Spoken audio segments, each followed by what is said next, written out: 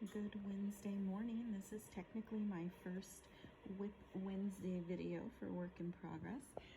As you can see, I've got my knit companion pulled up here on my iPad. I am making this shawl. It's called the Migration Shawl, and it's by Shireen Nadir of The Blue Brick. Her website is thebluebrick.ca, I believe. She's got great yarn, great patterns.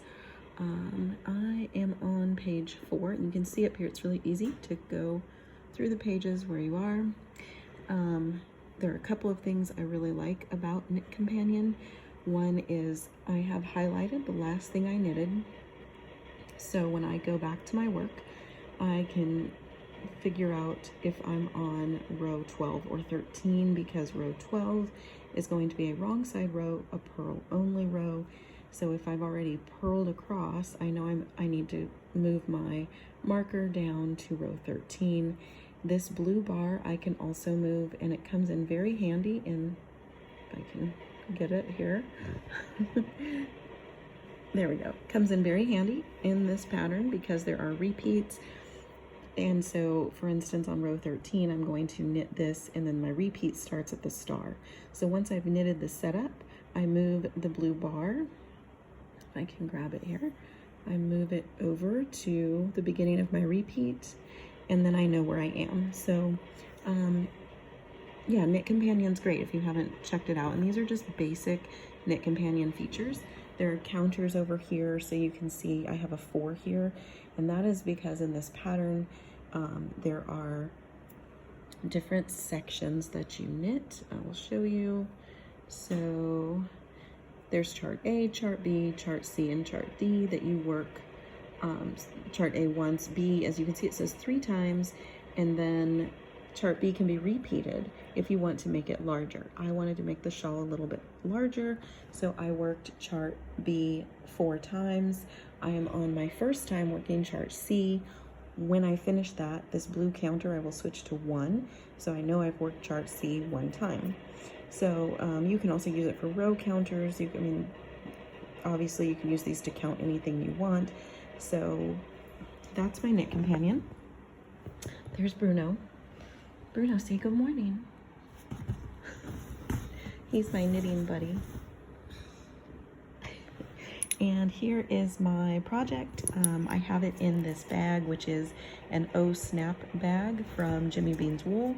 I love these for my projects, especially if I have more than one color, because you can have your 2 balls of yarn in here, or however many. These come in different sizes, and the colors come in between different snaps, so your yarn doesn't get tangled.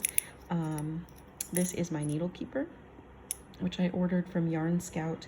Unfortunately, Yarn Scout is no longer in business, but your needles just slide into this metal tube through this rubber end, and it keeps everything on your needles. So I really love my needle keeper. And then here is my project. So I will show you guys. It doesn't look very big right now, but that's because it's all bunched up on my needles.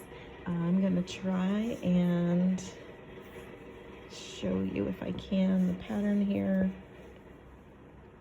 I love, love, love this yarn, and I ordered enough to make this shawl that I'm working on is for a friend, but I ordered enough of this yarn to make myself something as well, because green's my favorite color, and this yarn is beautiful. This yarn is by Haute Knit Yarn. If you have not checked out Haute Knit Yarn, I highly recommend it. This is their fingering weight Jimmy sock yarn, and it's just gorgeous. This is their color Earth of Memory, but she's an indie dyer, and her yarns are fabulous. I have a ton of them. The colors are great, and I'm just gonna get the yarn ball out here so that you guys can see her info. So this is the yarn. There's the website, hauteknityarn.com. She's also on Facebook if you look up Haute Knit Yarn. This is 463 yards per ball. It's 75% superwash merino, and I believe the rest is nylon. Let's take a look. Yeah, 25% nylon. So recommended hand wash and lay flat. Again, Haute Knit Yarn is awesome. You'll love their yarn. And she has different bases besides just this, which is called Jimmy Sock. So anyways, this is my work in progress. I am, let's see. Oh, I'm on the wrong side row. And I can tell because here is my working yarn. And as you can see, if I can like flip this over, this is my purl stitch row. So you can tell the difference. If I flip it back, you can see here's the pattern. That's obviously a right side, and this is obviously a wrong side. So I'm gonna get going on knitting a few more rows. I'm hoping to have this shawl finished by this weekend and on the blocking mats. And hopefully that'll be next week's update.